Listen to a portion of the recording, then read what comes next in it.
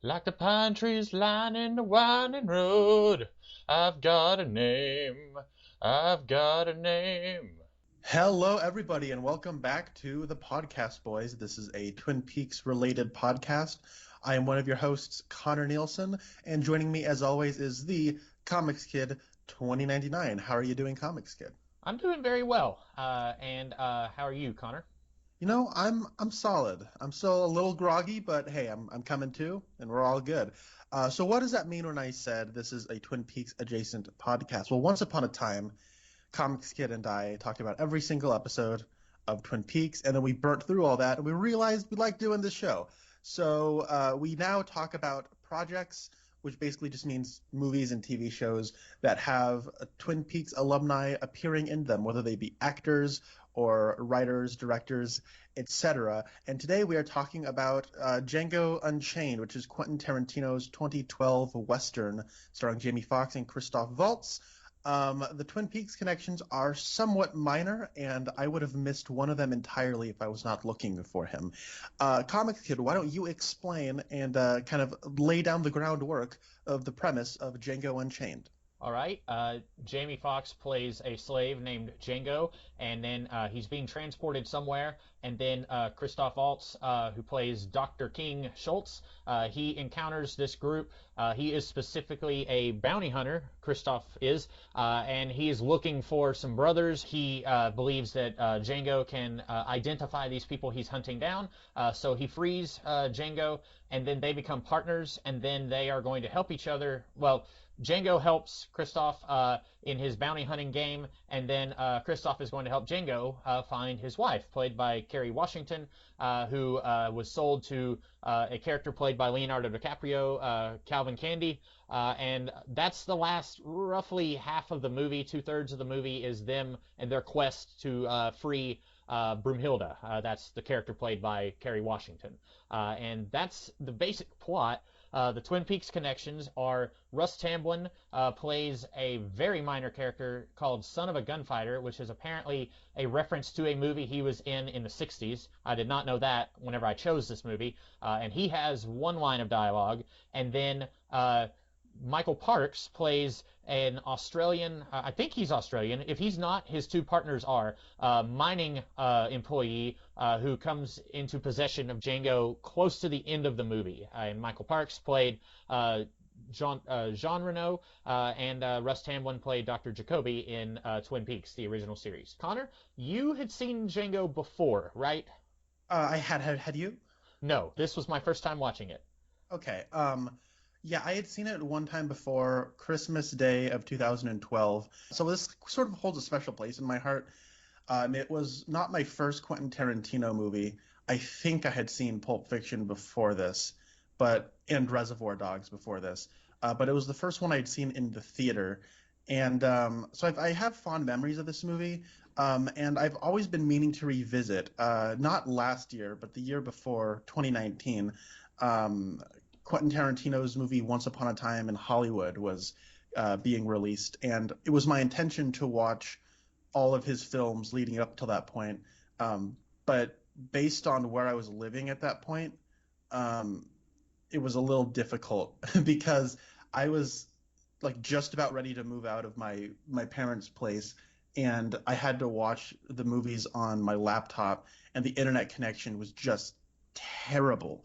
So I was able to watch through Death Proof, and then I've seen the first scene of Inglorious Bastards so many times, and I've gone through about half of that movie.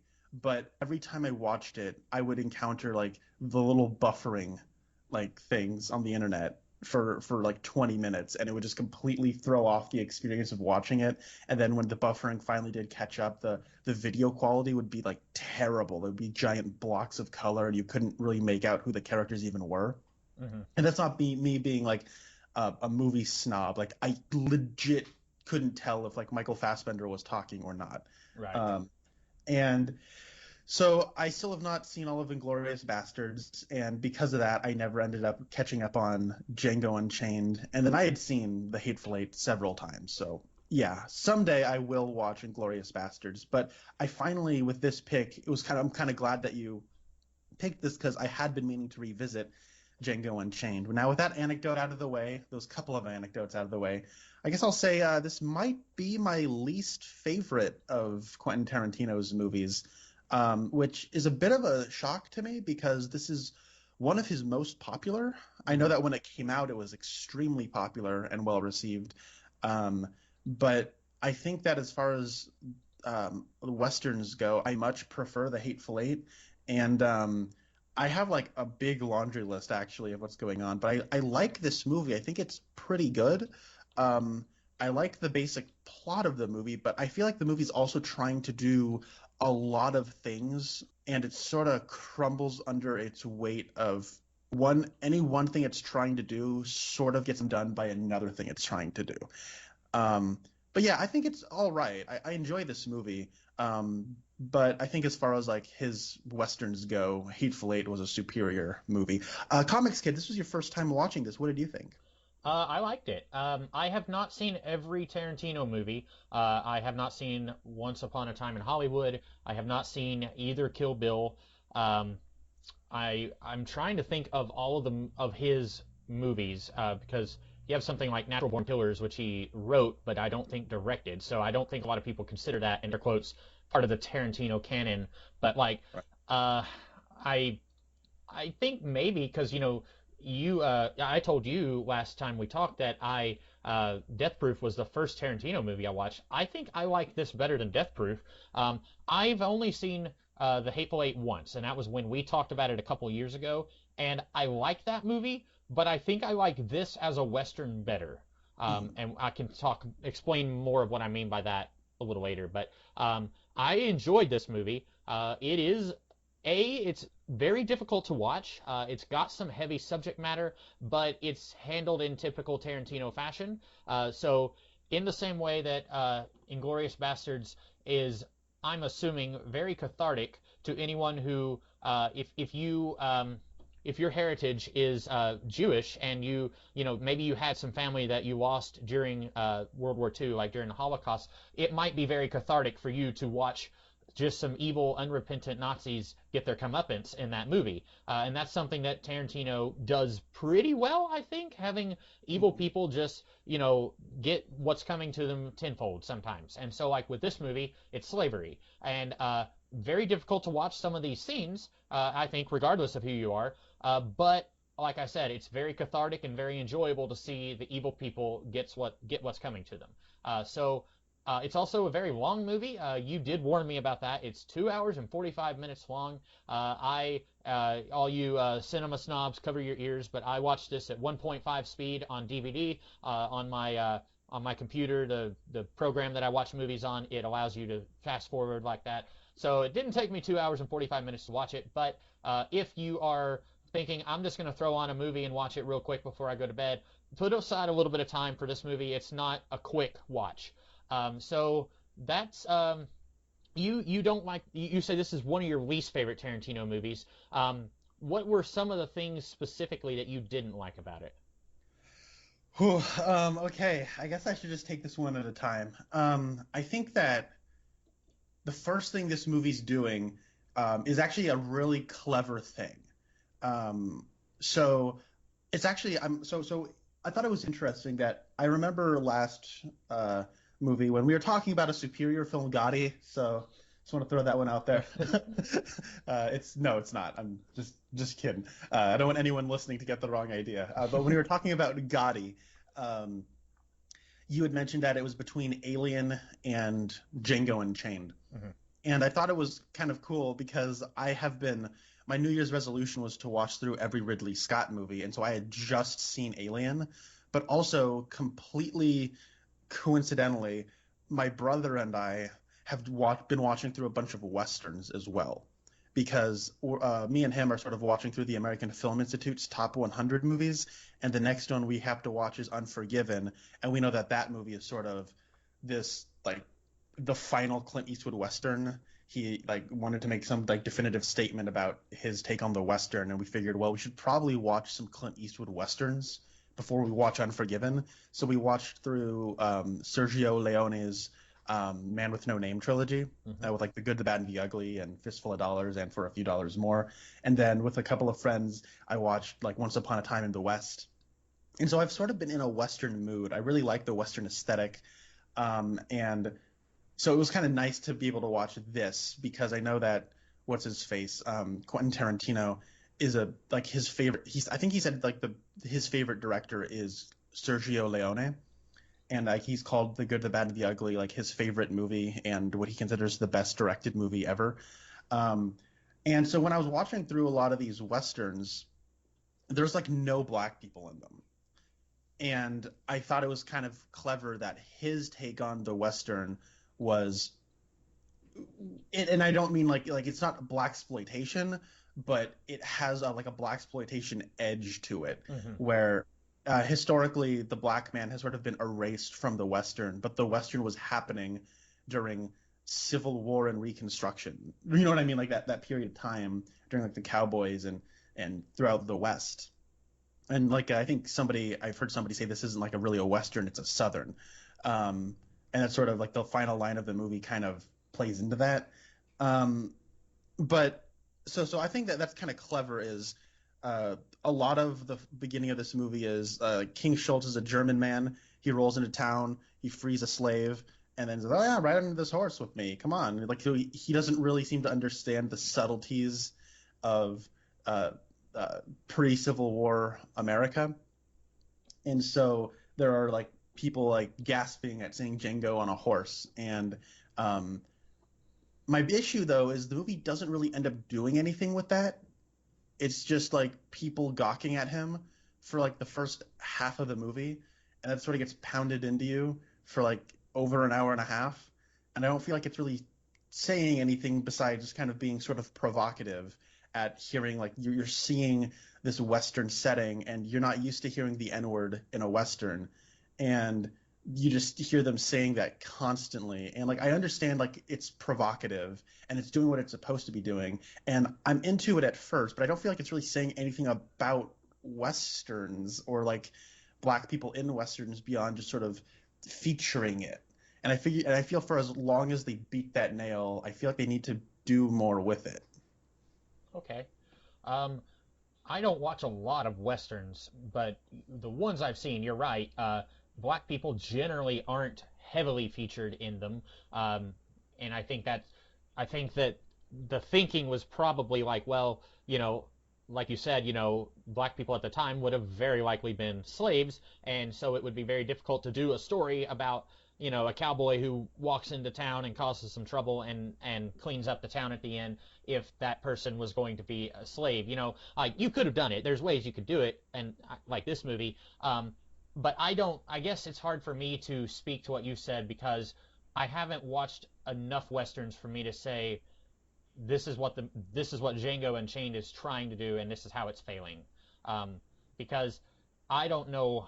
I don't know what this movie could have done to satisfy you in that regard. You know what I'm saying? No, I get that, and like I know that when this movie came out, there was a little bit of controversy to the usage of that word Hmm. in this movie, and the defense was, well, this was of a time, and this word would have been used during that time, and I don't think that's what Tarantino's going for.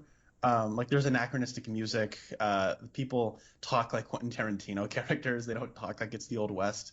Um, I think what he is doing is being deliberately provocative and kind of like using a word that like the audience is very uncomfortable and not used to hearing in mainstream movies, and trying to use that to draw attention to um, like black people in westerns. And I want to say like I think it's like I said, I thought it was like when it started, I'm like that's a great idea. And I I guess I should say I don't hate this movie. I like this movie, and I think that like our people you and I know, like you were on the Geeky Gentleman podcast for a time. I think Ian loves this movie. I know our colleague Rasco loves this movie. We were on Who Reviews the Reviewer season 4. I don't know if you remember Kai, but I saw him in New York last year, and he loves this movie. So like a lot of people I know like really really love this movie, and so like I want to just like stress I don't dislike this movie or anything, but there are things about it that I think this movie could have been like great, but I think that it doesn't like follow through on like the key core like narrative tasks it sort of sets out for itself. Okay. What would you have rather it did in that regard? I don't know, like incorporate like see this is going to be like one of those things where it's like I could say something and then somebody could just like make an observation of like, well, the movie did this, and I'd be like, yeah, it did, but it could have done more. Hmm. Where so the other thing that the movie's trying to do is try. Like, so this is what I was saying, where I feel like the one thing one movie does is sort of undone by another thing the movie's trying to do, and that's where the movie is also trying to be sort of subversion on the white savior story. And for those who don't know, like the white savior thing is sort of like this traditional like Oscar bait kind of thing where usually the people making movies are white people, and you got your white guilt, and you got your people being like, I'm gonna make a movie about how I'm one of the good whites, you know. And you have like Sandra Bullock comes on into like an urban neighborhood and wears her hat sideways, and by golly, she is able to raise them out of poverty or something. You know what I mean? Like Hmm. it's the white person coming in to like save the black people from their horrible existence. And this movie is trying to, I think, and again, this is a really cool idea, is like what if it starts off like a white savior movie and then doesn't become a white savior movie, where this is a spoiler podcast, so I'm going to get into spoiler now. But so at the beginning of the movie, King Schultz like is a white guy who literally saves Django. It's like a white savior thing, and I get it. Like this is all a setup to be subverted, and so then you spend like a ton of the movie going along with like King Schultz's plan of rescuing Broomhilda, Hmm. and then so you watch a ton of this, and the plan doesn't end up playing out, and it results in King Schultz dying. He kills Calvin Candy, and like this huge bloodbath massacre, which might be my favorite scene in the movie, happens, and then it all ends up with Django getting sold back into slavery, and then like in a truncated way at the end, it just sort of like results in, okay, I freed myself and now I'm going to go back and rescue Broomhilda. And it almost feels like a prank where you're watching this long drawn out movie about them trying to do something like the white savior way, and then it just like falls on their face, and then the one guy just says, okay, fine, I'm going to go do it myself. And then I don't know, but by that point I feel like the movie's already like gone through the exhausting part, and it almost feels sort of like an afterthought of him just going like, I'm going to go do this myself. And then he goes and does it, and it's like really, I think, kind of truncated and hurried, and by that point, like you're kind of like the majority of the experience, you've already had your like catharsis, and you've already had your like you've already gone on the journey of like a normal movie. You know what I'm saying? Hmm. And so Yeah. it's like, okay, all right, now it's like I can't be as satisfied by this as I would be, because like this is like a fourth act of the movie that is sort of, I feel, a little tacked on. And Yeah. then and so then, and like relating that to like the black person in the Western thing, it's like, okay, what if King Schultz dies at the end of Act One or halfway through the movie, or you know what I mean, like something like that, and then it's like I don't know, like I'm thinking of somehow him being a black guy in a Western, like I would like that to be more narratively important. And people are like, what are you talking about? He's a slave in the movie. And I'm like, yeah, I got that. Like, trust me, the movie, it says, like, has people putting him down all the time. But after a certain point, they just, like, have him undercover playing, like, a black slaver. So there are people who kind of give him the shifty eye, but Calvin Candy is telling them all to sort of, like, give it a rest. You know what I mean? So it's Hmm. like, I don't know. Like, it's, I feel like for as provocative as the movie wants to be about him being a black guy, it almost like after a certain point just feels like this is like it was written to be a white guy, but then they cast Jamie Foxx, and so then they changed it just a little bit, and then then you have people giving him shifty eyes, and like there's like they change the dialogue up a little bit, and then it goes back to being important that he's black at the end. I don't know. Like I feel like I'm kind of having my foot in my mouth, and I just watched this last night. I didn't have a whole lot of time to think this through, but I don't know. I feel like in that instance, those two things are kind of not fitting together. I feel like I've been talking way too much on this podcast, but that's sort of like a thought of mine. Okay. I will say I agree that the movie it runs a little long, and I think you could have had when spoilers Christoph Waltz's character he kills Leonardo DiCaprio's character, and then there's a huge bloodbath. I think you could have had Django rescue Broomhilda right then and there, and I think you could have ended the movie, and it would have been very satisfying. I think, but then Samuel L. Jackson, who plays a slave who works for Leonardo DiCaprio, he captures Broomhilda during the shootout, and then he says, "Hey, give up, or we're going to kill her." And so then there's that extra 15 minutes that you said was very hurried, and I agree. It at first I thought, oh, okay, they're wanting to kind of mirror the beginning scene where Christoph Waltz comes and frees Django, and then he says, hey, if you guys want to, kill the guy who's going to sell you into slavery, go ahead, I can't stop you. They don't really do that. It's just Django, he escapes, he kind of tricks these guys, and then he goes back and he shoots some more people. I do think that last 15 minutes, you could have probably removed it. As far as like the importance of him being a black guy in the movie, I don't know.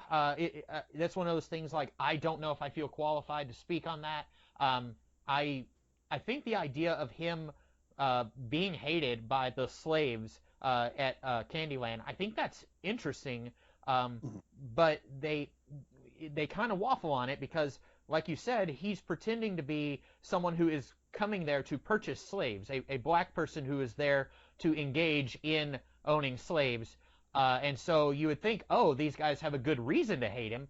But also the movie wants like Samuel L. Jackson and there's another guy whose name I don't know, who's kind of giving him the shifty eyes when they're going to Candyland. Oh, is that Walton Goggins? No, it's a black guy who Yeah. Django says like, hey, don't look at me, and then he says like, I'm worse than all these white people, and so like those guys, Samuel L. Jackson especially, he doesn't hate Django because he's a black slaver. He hates Django because Django has tried to rise above. And again, I don't feel qualified to talk about this. Of course, it's a big theme of the movie, but Django he's escaped being a slave, and so I feel like a lot of the slaves at Candyland despise him because it's like, oh, you think you're better than us because you're free and we're not, and so they hate him because he has risen above where they are. And there's a whole can of worms we can open with Samuel L. Jackson's character and why he hates Django, because I think there's more to it than that. But I think that the movie does quite a bit with him being black, but I don't know. I don't know if I'm quite qualified enough to put on my smoking jacket and talk about it. You know what I'm saying? Like it's being. I don't watch a ton of westerns. You said you like the aesthetic of westerns. I don't hate westerns, but my dad loves westerns. Growing up, I would very often see them on TV, and a lot of times I would say this is just really boring. Like it's just there's a whole lot of them where it's just this is the same thing that I've seen in a dozen other westerns. Like there's a few different Tom Selleck westerns that I cannot remember the names of them, and I like if I say, is Crossfire Trail the one where this thing happened, or was that in Shadow Riders? And I legitimately can't remember because it's like this all feels like it's just being churned out by the same person, and it's the same few ideas that are kind of slightly reshuffled, and that's not always true. But I've watched a few westerns, but westerns is not my favorite genre, and so this being it's the western genre, but it's being subverted because there's a black guy who's the kind of the main character. I think it's doing some interesting stuff. I don't know what it could have done to capitalize on that more. Yeah, and like I also don't know. Like you had asked me what they should have done, and I don't know. I also like you don't really feel qualified to say that. It's just like I don't know. I just looking at it, kind of calling it like I see it. And one thing I actually think is really funny about the movie is that it's a Django movie. And now I didn't know this when I had first watched the movie, but are you familiar with what a Django movie is? No. It's good. Okay. So I think in like 66, somewhere around there was a spaghetti western just called Django. Hmm. And it starred Frank Nero, and it was actually a pretty big hit. And he's in this movie. He is. Yeah. I think he's the guy at the bar that he talks with when a couple of slaves are fighting each other in Yeah. the background. Um, and so then there was something like 4 or 5 other movies where the name Django, people realize, oh, that was actually a pretty big hit. So let's make a completely unrelated Western, but just call the main character Django. And they all became kind of hits too. So there's like Django Get Your Gun and like Django this and something Django. And so I think Frank Nero only played Django like 2 or 3 times, but there is a significantly larger number of Django movies. And all the Django's are played by different people, and they're all made by different filmmakers. And so I think it's funny that when Quentin Tarantino's making his Western movie, it's a Django movie. And I think that's Hmm. kind of funny. And his Django's the black Django. Yeah. I did not know about all the other Django movies. I had heard about the original Django with Frank Nero and that he was in this movie. I did not know that there was others. So that is interesting. I thought that was kind of funny. Yeah, and that was something I didn't know about until much, much later. Did you know that, and this may not be true, but I've heard that Will Smith this was written for Will Smith, and that Will Smith did not want to do it because, in his mind, he thinks that Django should kill Candy, Leonardo DiCaprio's character, who is killed by Dr. Schultz. And I think that's interesting. I am glad that Will Smith didn't accept this role because I'm not very familiar with Jamie Foxx's acting career. I've seen a little bit of the TV show In Living Color, which was kind of a Saturday Night Live knockoff in the 90s, and had Jim Carrey was in it. That was like where Jim Carrey got his acting start. Mhm. And then I've seen Amazing Spider-Man 2, which I didn't think was very good. And I don't think that's Jamie Foxx's fault. I think Jamie Foxx was asked to play a cartoon, and he did. And I just don't think it's a good movie. But so I really didn't know what I was getting into with this movie. But I think Jamie Foxx does a really good job. I like Will Smith, but I cannot imagine the world where he plays Django. I think this would have been a very different movie if Will Smith had accepted the role. Also, we can talk about like the validity of Django should kill air quotes the bad guy because Django does kill Samuel L. Jackson's character, Yes. and I think you could make the case that Samuel L. Jackson's character is possibly more evil than Leonardo DiCaprio's character. They're both evil. Let's not. I'm not trying to get Leonardo's character off the hook. I think they're both very evil, but I think that it's pretty clear Samuel L. Jackson is the puppet master who's kind of running things behind the scenes for Leonardo DiCaprio. So Django does kill the bad guy. It's just not what you would expect when you hear that this is a movie about a freed slave who goes to get his wife from a white guy. You would think when you hear that plot synopsis, oh, the black guy's going to kill the white slave owner, and that doesn't happen. And so I think that I think that that's your gut instinct is the black freed slave should go and kill the evil white guy, but what the movie is doing is saying that Samuel L. Jackson is kind of manipulating things and kind of he's evil in his own way. So I don't think that it's unsatisfying that Django doesn't kill Leonardo DiCaprio.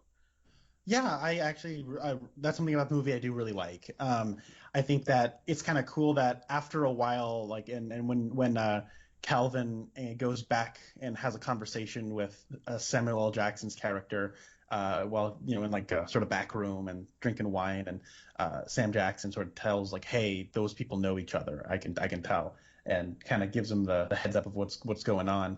You sort of realize that they're kind of like the evil version of Django and King. Yes. And so having King shoot Calvin is sort of like having a person like a decent man who I think is in an interesting sort of way. He does have like a little bit of like he has like so he's a little racist, but like not like as overtly racist like like all the people they're killing, but but he's still like a good guy. But like he kills Calvin, and that's cool. And I actually think that's a fun twist. It catches you by surprise. And early on, and this is sort of like the other aspect that the movie's trying to do. Rasco had mentioned this to me, and I didn't catch this when I watched this many years ago.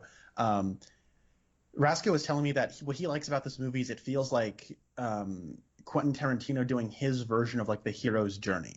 Yeah. And watching that, I'm like, oh yeah, that is kind of what this movie's doing. Because early on, King Schultz like tells Django a story about how like Broomhilda is actually a name of like the princess in a German fairy tale. Mm-hmm.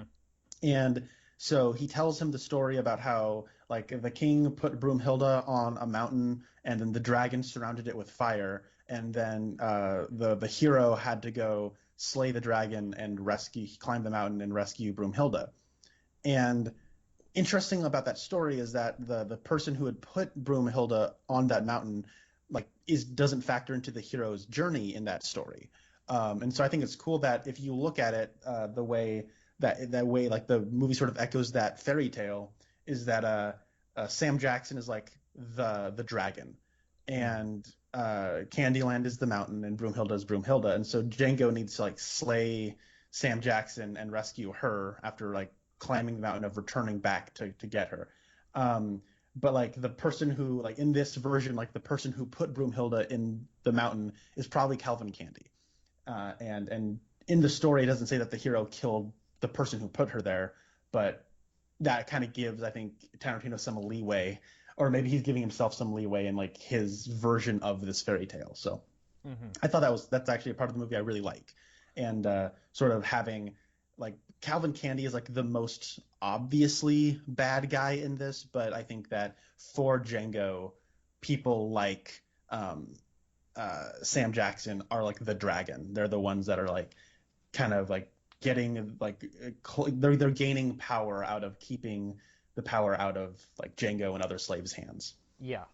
And I really like that. I watched a documentary. It's a 2-disc DVD. And on the main disc, the only special feature I watched was a little, I think it was about 15 minutes long. It was a in memorandum of the production designer who died while in the middle of making the movie. And then on the other disc, it was just one featurette. It was about a 25-minute documentary about kind of the making of the movie as a whole. And Quentin Tarantino, he said that while Dr. Schultz and Django like each other, you have Steven, played by Samuel, he actually loves Candy. And basically raised him as a son, or was like a somewhat of a father figure, as much as you can be when you're a slave on a plantation like that. But when Candy gets killed, like you see, Steven is torn up about it. He is like screaming and he's crying. Like you see, he's got tears on his face later, and so he's not just like, "Mwahaha, I'm here to be evil." Like he's not self-serving entirely. But Yeah. he is like, there's a very bizarre father-son relationship there that Samuel L. Jackson probably sees differently than Leonardo DiCaprio's character does, but it's still very interesting. And like you said, it's a mentor-trainee relationship that mirrors what is going on with Christoph Waltz and Jamie Foxx's characters, and I thought that was really interesting too. Yeah, one thing I also really like about this, you were talking about the production designer. I think this movie looks awesome. I love it looks like a Western, but I think that like Django's costumes are really cool, and I like how that progresses throughout the movie. I love his hat that he gets pretty early on, and like his cool shades, the round ones, and his costume, like it looks so cool. I really like it. I don't know if this was actually meant to be a callback. This is not a joke. Have you seen the Wild Wild West movie from '99? I actually have not. Okay, it's also stars Smith, I'm looking at the poster right now. He's also got these sunglasses on that kind of look anachronistic, and they don't look exactly like what Django wears in this movie, but I do wonder if that was a callback to that. Like, you have this It movie might that, have been. like, and Wild Wild West is not fondly remembered. Will Smith even says that was probably because he turned down playing Neo in The Matrix and then decided to play Jim West in the Wild Wild West, and so that he says that was one of the worst career moves of his life. That movie not well known, or not well loved if it is known today. But I am wondering, since Quentin Tarantino wanted Django to be played by Will Smith, if that was like, this would be a cool visual callback to that. I think it probably is, because it's sort of poking fun at Will Smith was in a Western before, Yeah. and this is sort of like a redemption of that. Uh, I think it would have been cool if Will Smith was in this. I think the cooler thing would have been if he laid down a rap song for it. Uh, I mean, I do actually have a love for Will Smith's rap career, especially his movie tie-in songs. At one point, I knew the entire Men in Black rap. And I do like, I know everybody says Wild Wild West is the low point of his rap career. I actually like that song quite a bit. Yeah, oh man, that would have been funny. I think the biggest waste of Suicide Squad is that we didn't get a 30 Seconds to Mars featuring Will Smith tune. So just throwing that one out there too. I think I like Will Smith as an actor, but Django at times he's kind of an unlikable character. Like, there's a part in the movie where he and Christoph Waltz have an opportunity to purchase a slave that Leonardo DiCaprio is about to murder, and then Django says, "No, we're not going to do that," and then the guy dies. And you could say, like, he's going on a quest to save his wife, and that's very, true love. Jamie Foxx was saying, like, all these great movies, there was a woman at the core of the quest, and he mentioned a few I can't remember, but so that's, it's a classic part of cinema, like, true love is the center of the movie. But then you also have, like, there's a couple of people that he kills where I'm questioning it a little bit. A lot of the people who die definitely deserve it, but, like, the guy who got torn apart by the dogs, like Django and Dr. Schultz could have saved that guy, but it didn't serve their purpose of saving Broomhilda. And so it's like, no, we can't break character. And I'm thinking, yeah, like, you could have, broken character a little bit and saved that guy, but I can't see Will Smith. Will Smith is a very likable guy. He's charming. He smiles. You love him. When you see him, you want to hug him. And I can't see him playing the dark depths of Django. That, this character goes to some pretty dark places in this movie. And he's definitely not the worst character in the movie. He is the hero. But like I said, there's that scene where the character named D'Artagnan gets torn up by the dogs, and that has to happen if you want Christoph Waltz to betray / murder Candy. But it also calls into question the nobility of Django's character. Yes, and I think though that the casting of Jamie Foxx is similar in spirit to casting Will Smith. Jamie Foxx is not as, like, his whole persona is not as, like, positive as like Will Smith has sort of, like, cultivated this, like, he is this wholesome guy, and everyone loves Will Smith, as you said. He's sort of like one of those movie stars that most people, if you walked up on the street and was, "Do you like Will Smith?" they would say, "Yeah, I like Will Smith." When I was a kid, like, Will Smith was like the coolest guy on planet Earth. And that was when, like, I, Robot was coming out, and those movies, like, that era of Will Smith. But Jamie Foxx also does sort of have that kind of, like you said, he was on In Living Color. I think if you walked up to most people in, like, 2012, like, before Django Unchained was coming out, and you said, "Okay, do you like Jamie Foxx?" they would say, "Yeah, I like Jamie Foxx." Who doesn't love Jamie Foxx? But he does sort of have more of, like, a serious actor persona than, like, Will Smith does, where Will Smith has, like, the movie star persona, where when you watch a Will Smith movie, you want to see him play Will Smith. And honestly, like, and he's really good at that. But I think that seeing him go to, like, dark depths and stuff was sort of the appeal of Django. Is like, ooh, it'd be fun to see Will Smith play this character. But one thing though that I this is like another aspect where I think that the sort of hero's journey aspect of it is a little let down. Is where so you're right. He does sort of have to act like a really bad guy, and like when Schultz is explaining this is like the character you need to play, and I like how as a slave, Django's not really been allowed to have an identity his whole life. Hmm. And when King frees him and he becomes a bounty hunter, they sort of have to. Um, he sort of is finding his own identity through playing characters. Uh, I kind of wish though that we like there are so many characters in this movie, and like Django is just like a piece of a larger puzzle. I kind of wish I would have known how he feels about it Yeah. a little more. And I don't need to have like a bunch of scenes, but like maybe just one or two where these things are happening. Like I'm thinking of like that scene towards the end where King is sitting there waiting for the bill of sale to be rung up, and he's just thinking about that one man who got pulled apart by the dogs, and he just cannot like keep himself together. Like he can't Hmm. just like sit there and listen to Beethoven. And I think Beethoven is German, right? I think so. Yeah. Like yeah, listen to like music of his culture being played in like this place that he cannot stand. And I don't know, like I really like that, and like that really puts you in the head of Schultz, and I like that scene a lot. And there's not really a scene like that for Django. And I think like if this is like the hero's journey, I think like the hero does get a little lost, and if the hero's trying to find out what kind of hero he is, I don't know, I think we're kept a little in the dark on what his motivations are, personally. Other than rescuing his wife. Yeah, other than rescuing his wife, like he's doing some pretty morally questionable things in order to rescue his wife. And Yeah. I know that there's something he doesn't like, and how does he feel about that though? And similarly, like he says that like, okay, you want me to play basically a black slaver? There's nothing lower than a black slaver, and so he sort of is trying to play that character as like the worst in like he's trying to play it a certain way, and like there's even a scene where King is like, dude, you got to stop like antagonizing him. And he's like, I'm not antagonizing him, I'm intriguing him. Like this is what a person like this would be. Hmm.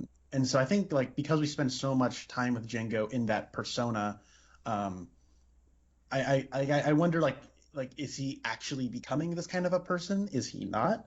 I don't know. Like I don't know. And maybe having a scene with Django as he's like maybe trying to grapple with is being this morally reprehensible worth the reward of my wife. Yeah.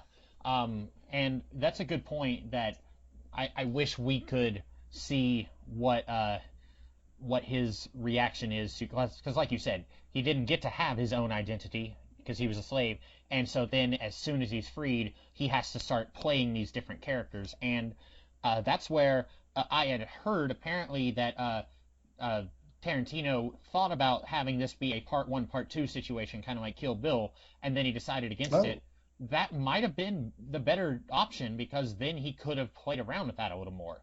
But then also there was like a dozen different actors who were going to be in this movie and then weren't, and their roles were removed. So it's possible if he had double the length of the movie that we wouldn't have gotten more Django. We would have just gotten like Sacha Baron Cohen playing a character, or Joseph Gordon-Levitt. Those were two who were apparently offered roles, and so like we wouldn't have necessarily gotten more Django if he had done a part one, part two situation. But interesting. I agree with you about like I wish we could see what his react like because we do he does seem to be excited like oh I get to choose my own clothes, that's kind of cool, and then like there's that part where he says like you want me to be like he's kind of upset at the idea of playing a black slaver, but then once he's doing it then he seems to be into it, or at least he's okay with it.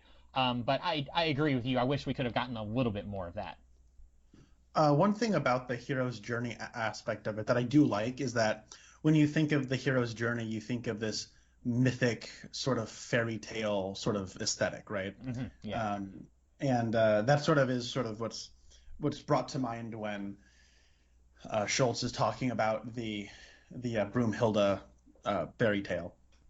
And I like that when we think about like American history and what will be like remembered as like American mythology, um, like slavery is an aspect of that. Hmm. And when you think about like American movies, like what is like the mythology of American movies, Westerns are a huge part of that. And so I think trying to do like the American hero's journey and kind of like draping it in like American myth and stuff.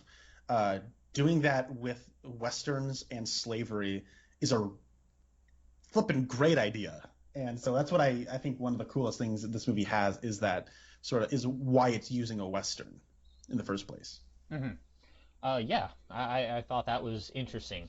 Um, Speaking of, I don't have a whole lot of notes on here. I just have a couple of notes. But speaking of uh, actors whose roles were either removed or greatly trimmed down, Zoe Bell, who is a stunt double in real life, who has worked with Tarantino on several of his movies, and she was also played a fictional version of herself in Death Proof.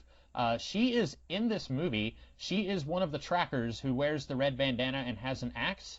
I don't think she actually has any lines of dialogue, but I was looking up different people's like reactions to this movie after I watched it, and more than a few people were a little puzzled at why Zoe Bell's tracker character is given such prominence without actually doing anything.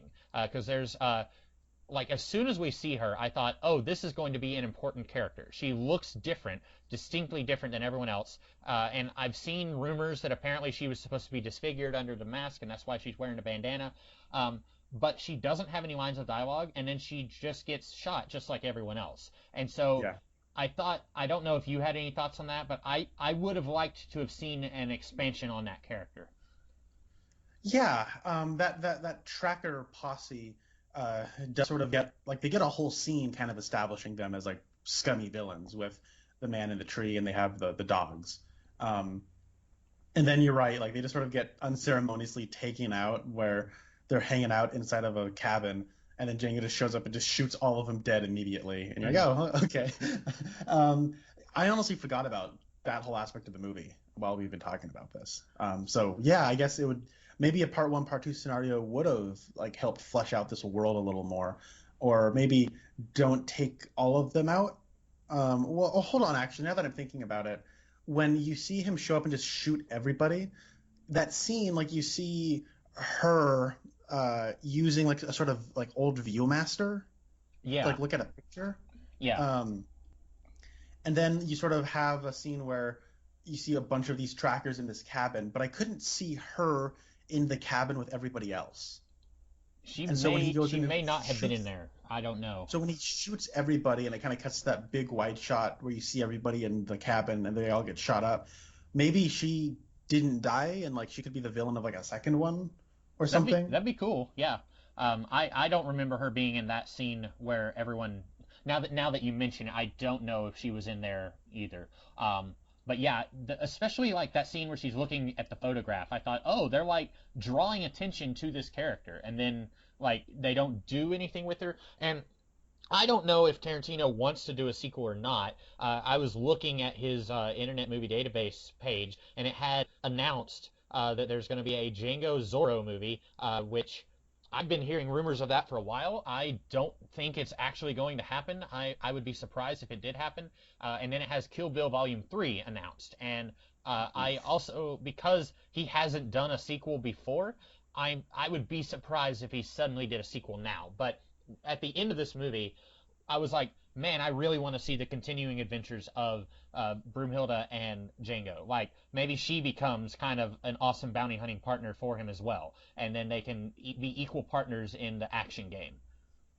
Yeah, I wish I saw more of them together as well because, Or yeah, just you're more, right. or just more of Kerry Washington in general, because Yeah, I yeah, that was a common complaint was that Broomhilda is kind of a weak character, and I don't know what you could do with it. Or what you could do with her character to make her maybe have her be like instead of Django killing everybody, maybe she kills the sister, the Candy's sister. You know, maybe Candy's sister did something horrible to her earlier in the movie, and then Broomhilda can get her revenge at the end. That would have been cool. yeah, and like this is another aspect where I think like the hero's journey aspect is slightly underserved, where maybe more than a little slightly. Where the like the we see the first time he sees his wife in forever is like she's in like the hot box, and it's like Hmm. this like horrible scene where she's like been stripped naked and is like inside of this like place in the baking sun. They pull her out of there and douse water on her, and they like put her on a cart and are dragging her into the house. and it's this really like upsetting scene. Yeah.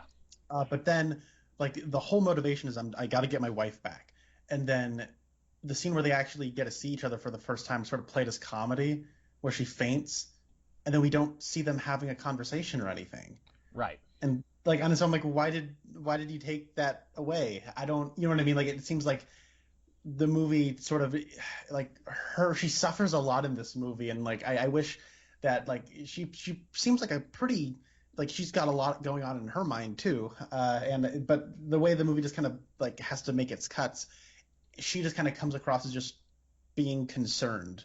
She just kind of has a concerned look on her face the whole time, and and I think there was the opportunity for her to have more scenes where she could, maybe reveal herself to be a deeper character. Yeah, and you could say like, well, we don't have time for that, but when the movie is almost 3 hours long, you could have cut something and given a little bit more to her character. Yeah, and that's what I was bringing up about like her being in like the box is like, oh wow, this is like, and it's not a scene, it's not like a long scene, but I don't know, I feel like having just a couple extra sentences that they could exchange with one another. Although I will say it was funny when he says, "Hey, a little troublemaker," and she faints, and then King Schultz says, "You silver-tongued devil, you." That part was funny. Yeah, that was one of the funnier lines in the movie. Yeah. Question: you had mentioned that you like this as a Western more than The Hateful Eight. Yeah, I'm glad you mentioned that because I had forgotten about that. I like The Hateful Eight. Now, I've only seen it the one time, but that movie is mostly set in the one house. Now, there is like the scene where Kurt Russell meets Samuel L. Jackson, and they're on the cart, on the wagon going to the house, but it's mostly just in one location, and because of that, it feels more like a bottle episode. Like, a bottle episode is not a genre, but you have a movie like 12 Angry Men where it's just in that room, other than like one scene at the beginning, I think. But like, it feels like it's a Tarantino movie, but it doesn't feel like a Western to me, if that makes any sense. And I'm not doing a good job explaining it, but no, I get exactly what you're talking about. Yeah, it's a locked room Agatha Christie type mystery before it's really a Western. It's just kind of using the Western as a setting. Yes, and, thank you. And it does have like it takes place like just a few years after the Civil War, which is when a lot of Westerns take place. And but it's also in the snow, so it's like a snowbound Western, and it kind of has more in common narratively with like The Thing than it does with like Fistful of Dollars. So yeah, thank you for mentioning Agatha Christie. That's a really good way of putting it. With this movie, you get they're at one point they're in Chattanooga. They go to Mississippi. I think they're in Texas at one point. I could be wrong, but they're. Are they in Texas at the beginning of the movie, or? Yeah, I think it opens in Texas, like somewhere in Texas, and then they go to Greenville, which I think is South Carolina. If it's the same Greenville, there is a Greenville, South Carolina. They do have they go to like the mountains, which I don't exactly know where that is, but then they go to Tennessee, and then they go to Mississippi, where a lot of the movie takes place. Yeah, and so I feel like this movie takes more advantage of the setting of the Western, and that doesn't mean that every Western has to be as globe-trotty as this movie is, but because this movie is, you get to see like a shootout, and you get to see like, and there's there's gunplay in The Hateful Eight, but I think you put it better than I could, that it's more of a locked room Agatha Christie type story that happens to be set in the 1800s, whereas this to me feels more like a Western. Yeah, no, and I know exactly what you're talking about. The reason I say like The Hateful Eight is it's just a movie I prefer, and it's also through technicality a Western. So that's what I'm getting at. But no, I get that. I think that the other thing this movie is trying to do is that it's at long last Tarantino is doing a love letter to Sergio Leone, who just made a ton of he made like 4 Westerns, 4 or 5 Westerns. I think Fistful of Dollars was his second movie, maybe first or second. I don't know.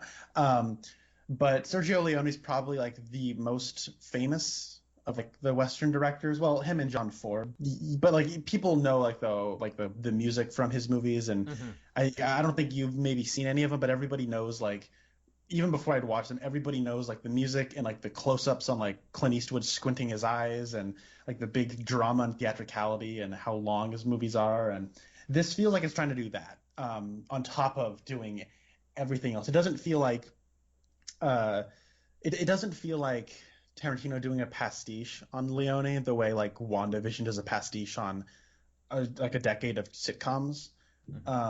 But I do feel like he's trying to like inject a Leone influence here, you know, more than he has in his other works. I think Once Upon a Time in Hollywood actually has a better kind of Leone sort of references. But I don't know. When I think about Sergio's movies, like there are scenes where it is just like minutes of buildup of people staring each other down as the music builds, and all it leads up to is people shoot at each other.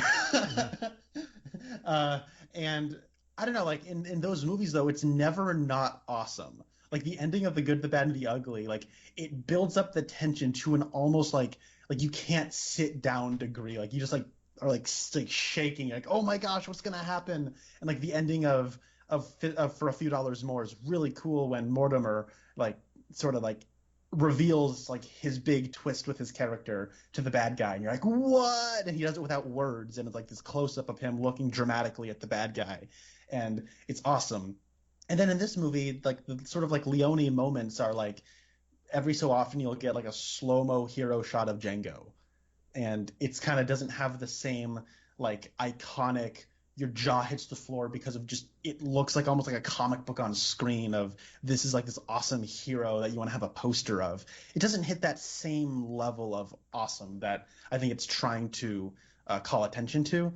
And also there's a lot of moments where, again, I know like my dad doesn't like Quentin Tarantino movies because my dad just says like he thought he just turned The Hateful Eight awesome because it's like, oh, they just start shooting each other or whatever. And in this one, like I kind of started to see that where it's like there's like all this build up and then they just shoot each other. And you're like, okay. It doesn't feel like there's like a satisfying like payoff to it. Like the gunshot doesn't feel cathartic. In like Sergio Leone westerns, those gunshots feel so cathartic and like it's this awesome payoff, even though they're just shooting each other the way everyone else shoots at each other in movies. And I think part of that is in a Western, you have to expect that there's going to be, shooting. But to that point of, I haven't seen The Good, the Bad, the Ugly, but like, or, I haven't seen The Hateful Eight in a couple of years, but like, maybe it would have worked better if, and I'm not going to sit here and say that I know better than Quentin Tarantino. That would be silly. But most of the people that Django kills are just bounties who don't have any emotional connection to him. Mm-hmm. He goes after Walton Goggins' character, who I had actually forgotten was one of the bounties that they were after. Like early in the movie, Schultz says we're going after Smitty Bacall and his gang, and then I forgot about that. And then when Django is being taken to the mine, he says Smitty Bacall is back there at Candyland, and I was like, oh, okay. I had just completely forgotten about that because it's been over an hour since they had mentioned that.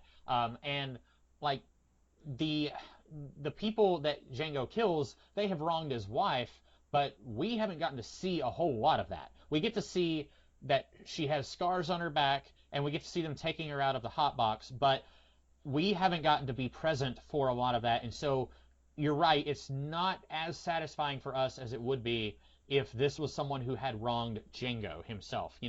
Like we get to see Bruce Dern in like a minute-long cameo in a flashback where he is the one who sells Broomhilda and Django, and he says sell them separately so that they can't be together. And like, if he was the bad guy of the movie, if he was going after that guy because you separated me and my wife, that might feel a little more cathartic, maybe. I agree. That would, I think, maybe be as a Western, a more traditionally satisfying story, and maybe I think probably would have maybe been the more satisfying of the two options that we're presenting here. But what I think was going on when he says like Smitty Bacall is back at Candyland is that like he's already killed Smitty Bacall and already cashed in that bounty. But early on, Schultz says like you just keep your first bounty in your pocket as good luck. Oh, okay.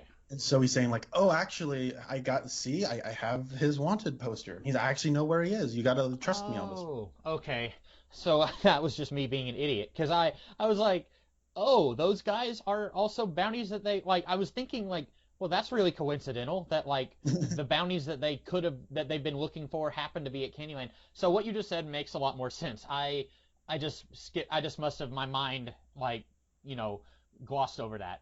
That makes a lot more sense. Because I Well, I didn't. mean, but to your point though, it's been like over like an hour and a half since that scene, Mhm. and you're trying to like remember. It's a kind of a small moment where King just kind of, and under his breath, kind of mentioned, "Oh yeah, it's good luck, whatever," and moving on.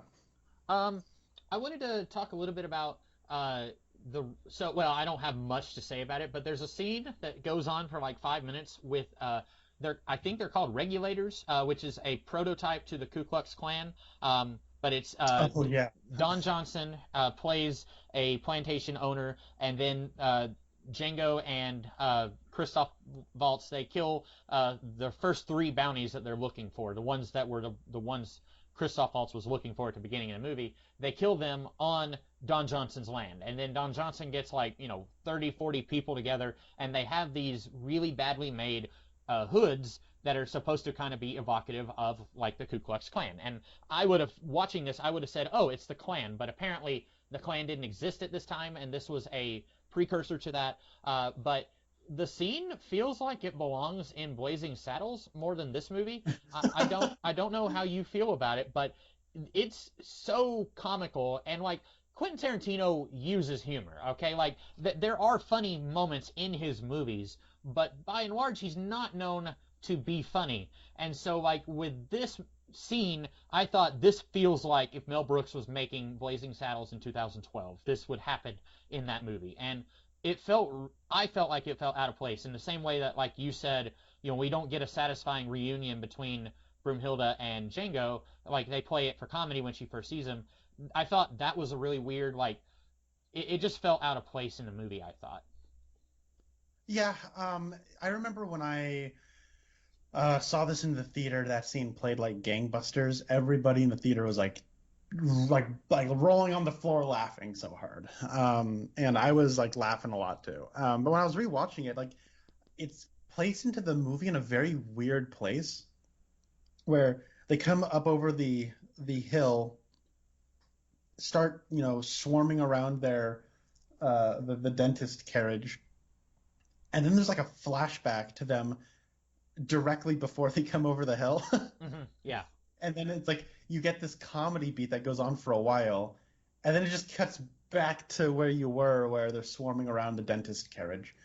Yeah, I don't know. Like, if you already know the joke, I don't think the scene is all that funny. Well, when But Jonah Hill's there, so I guess they had to include that whole scene. and apparently Jonah Hill was supposed to play a much bigger character who was connected to Broomhilda also, but then Really? yeah, apparently he gambled with Candy and then lost Broomhilda to Candy in the original idea. But Jonah Hill had to go and be in some other movie. I don't remember which one. But yeah, I thought the scene was funny, but like I said, it feels like it belongs in a Mel Brooks movie and not in a really gritty revenge piece, you know? Yeah, no, I get that. And maybe that scene was him trying to reference Blazing Saddles. Because It this could is be. Quentin Tarantino. He loves referencing his movies. But yeah, no, I agree with you where it does feel like tonally a little out of place. Um, also, Twin Peaks connections. We talked about this a little bit earlier, but it's a very small connection. Like, was it Russ Tamblyn who you said you wouldn't have even noticed if you weren't looking for him?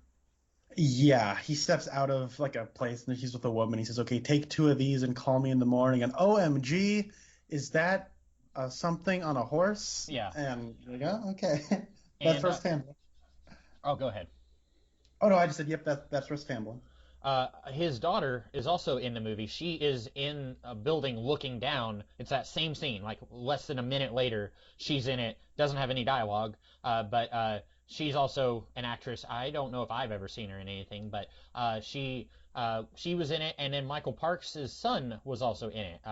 Who I don't remember who he played, but Michael Parks had a slightly bigger role than Russ Tamblyn. I kind of liked getting to see him here. Yeah, me too. I liked that whole situation was kind of funny. I think it's like Quentin Tarantino's got like the worst Australian accent you've ever heard in your life. Hmm. Uh, but I feel like Michael Parks isn't even trying to do one. He's just putting on a gruff voice. And That's why I was questioning if he was Australian, because I know that the other two characters were, and so I thought, are they all three Australian? Because I wasn't hearing Australian with Michael Parks. I liked yeah, seeing him in the movie, but I didn't think he was Australian. no, I'm with you. Where I was like watching it for like the first like half of his screen time. I'm like, is he doing it? Is he just like, is it so subtle I just can't notice it, or what's the deal? But Quentin Tarantino has the funniest line in the movie though, and a lot of it just comes down to the way he says it because he's not a very good actor. When he's like, "Shut up, black, ain't got nothing to say that I want to hear," or something like it's. Oh man, that's a doozy. It makes me laugh. Yeah, to that point, I like watching Quentin Tarantino movies. I'm not the biggest fan. I don't go back to these movies very often. Like I've only watched Jackie Brown once. I've only seen The Hateful Eight once. I've seen Reservoir Dogs twice. I've seen Death Proof probably two or three times, maybe. I've only seen Pulp Fiction once. I've seen Inglourious once. So I enjoy his movies, but I don't go back and rewatch them very often. But I know this is him, like look at me, I'm like Alfred Hitchcock, but I don't have to see Tarantino in these movies. Like I enjoy him behind the camera, but I don't have to see him try to fit himself into the story somehow. No, I get you. I know a lot of people find his cameos annoying. I find them kind of funny, because I always like it when directors cameo, like an Alfred Hitchcock or something. Yeah, I don't know. I think it's a little amusing, and I think it's funny that he casts himself as getting just exploded by dynamite. Yeah. And if you didn't know who Quentin Tarantino was, then it probably wouldn't be that distracting. But knowing who he is and what he looks like, I'm always kind of sitting there waiting for like, okay, where's he going to show up? Like it's like a Jack in the Box where you don't know that it's about. So it's just like, okay, any minute now he's going to be here, and then we can just get on with it. But it happens in the last This 15 minutes of man, this movie. yeah, when a man who looks like a bird shows up, and then I know that's me, and I'm sorry. I love you, Quentin. I was running out of stuff to. Oh, let's talk about Candy's sister. So, do you think that it's overkill that Django kills her at the end of the movie? No, Okay. I'm pretty Um, sure she's just as awful as Calvin was. See, I Uh, wasn't sure because like we don't get to see her do a whole lot in the movie. Like she's there that's and true. she's enjoying having dinner with her brother, and then we hear from Samuel L. Jackson's character that he put the idea in her mind to sell Django to the mine, but that to that to me speaks more to Samuel L. Jackson's character being cruel than it does her being evil. And so But that she's still the one who calls the shots, though. And yeah, this is already planning on killing him, and then he said, "No, don't kill, like don't cut off his." She was probably gonna be like, "Cut off his balls," and he was like, "Oh no, you don't want to cut off their balls. The Quentin Dickey Mining Company is worse than that." And she's like, "Okay, do this," and he's like, "Whoa, whoa, whoa, don't do that. The LaQuint Dickey Mining Company is worse." So she was gonna like savagely like punish him either way. that's fair. That's a good point. And I think maybe for me, I was. It's just that we didn't get to see her doing anything like that. That's We're true. we're That's true. we're hearing about it from Samuel L. But you're right, because Walton Goggins was going to castrate him, and then Samuel L. stopped him, and he was doing that on orders. So yeah, that was coming from her. You're right. But that was like the one moment where I thought, oh, why did he kill her? I mean, like pretty much just about all the white people in this movie deserve what they get. I can't think of anyone other than Schultz who isn't a morally reprehensible person in this movie, on like in the white side of things. But with that one, I was kind of it took me out a minute, but now that you've explained it a little better, I think I'm like, yeah, you're right. Like she was a little bit more twisted than what I was giving her credit for. And then I was also momentarily taken out when he kills Michael Parks, Quentin Tarantino, and that other guy because I was like, wait, what these guys do to you? But then I remembered I was like, oh, they work for the mining company, and Samuel L. was talking about like how awful it is working for the mining company and how those people will be very cruel and malicious. And so I was like, yeah, they have it coming too. Even though again, we haven't gotten to see them do a whole lot to Django, and so it was another instance of it kind of took me out for a minute when he shoots them. Yeah, yeah.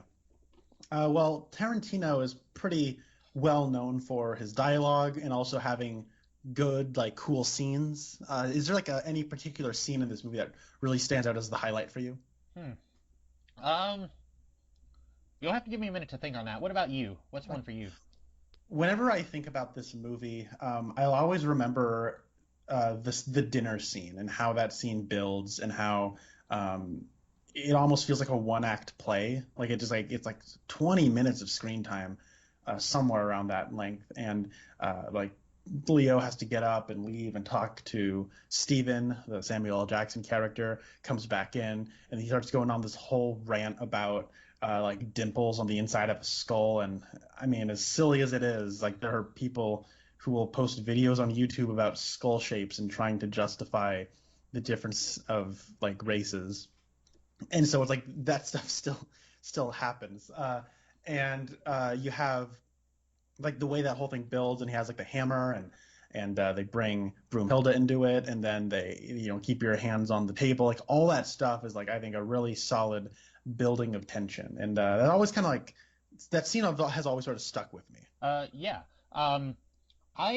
I really liked the montage where we're getting to see them bounty hunting and like he's shooting at the snowman. I thought that was kind of fun. I almost just wanted the whole movie to be that. Let's just have let's do an in between quel with where we bring back Christoph Waltz and they just get to do bounty hunting stuff before they go to Candyland. Yeah, actually, one of my watching it, I think my favorite scene is actually where Django is still kind of confused as to what's going on, and they ride into town and then shoot the sheriff, and then are hanging out and waiting for, you know what I mean, like that whole bit where they're inside the bar all by themselves, and King pulls the glasses, kind of explaining what a bounty hunter is, and like it's slightly off kilter. Like something just feels weird about the movie because Django thinks something's a little weird about King Schultz. He's not like anybody else he's met before, and so I like that scene a lot. It's a lot of fun. Yeah, that was really great. I didn't have any other points to hit up. Did you have any other thoughts on the movie? I'm sure I do. Not right now. I can't remember them. I'll post them in the comments if they ever come to me. Hmm. Um, I enjoyed it. It's probably not a movie I'm going to return to very often because, like I said, I don't usually do that with Tarantino. But I thoroughly enjoyed it. I like that Tarantino he takes his time with his movies because he doesn't just crank one out every couple of years. And so he wants to get it right. And you can argue about did he actually get it right? A lot of people, like you said, talk about the movie's use of the N word. This is not the only movie of his that heavily uses that. But I think a lot of people also talk about like violence and stuff like that. And those are things that I don't think like I said, I don't think I'm necessarily qualified to talk about all that stuff. I'm not I don't know a film critic. So like anything I say is just going to sound shallow compared to what other people have to say about that. Oh, hey, you say what you say, and I don't know. I like hearing what you say. So, Oh, thank you. uh, We have gotten to the part of the podcast where you are going to tell us what we're going to be talking about next time. I'm very interested to hear what you are going to choose. all right. Well, I think I'm just gonna pull the trigger on it. Um, we're gonna watch some Sex in the City. Oh, So the Twin Peaks connection here is going to be Kyle MacLachlan. He plays the character of Dr. Trey McDougal, and he is a character who gets married to one of the core cast, the character of Charlotte, played by a lady. Um, Kristen Davis, that's who it is. I had to remember who it was. So we are going to talk about, if you don't mind, 4 episodes. These episodes are like a half an hour each, and I put them all like this is not the first appearance, but this is sort of almost like represents a sort of character arc, hmm or like it's okay. Is that cool if we talk about 4 episodes? You can watch like one of them. There are like you can watch like one of them a day for like 4 days, and okay, yeah. cool. Or you can watch all of them in like a 2 hour glut. Um, so we are going to be talking. I probably won't do that. I'll probably do one a So day. we are going to talk about season 3. If you need to write this down, listeners, or Comics Kid, if you need to listen to 3, we're going to talk about this is season 3, episodes 12, 13, 14, and 15. Okay. It is the first one is called Don't Ask, Don't Tell. Then it's Escape from New York. I thought about this because of you. Uh, the third one is the third one we'll be talking about is Sex and Another City, and then the last one is called Hot Child in the City. Cool. I know you've been watching the show quite a bit lately. I have never seen it. I don't even know what the premise is. I know you talked about it a little bit off camera the last time we spoke, but I if you had told me what is this, if you like gun to my head, what is this show about, I would have said I don't know. I'm sorry. So this will be new ground for me. Yeah, I don't know. Like so season 3 I think is where the show really found its footing. It's also where the main character became like a morally reprehensible dirtbag that I hated watching, but at the same time, it was also like the most gripping television. So it's like I Hmm. had to keep watching even though I didn't want to. The need kept me through it. But this is kind of the section that's sort of like the tail end of like that bad stuff, and then the beginning of like the show I think becoming quite good. I think I'm in the 4th season now, and I think that this show is the best it has ever been. So. Okay, cool. So that is what we will talk about. Season 3, episodes 12 through 15. We will talk about that in a couple weeks. In the meantime, I am the Comics Kid 2099. And I'm Connor Nielsen. And we'll see you guys in the future. Have a good one. Like the singing bird and the croaking toad. I've got a name. I've got a name.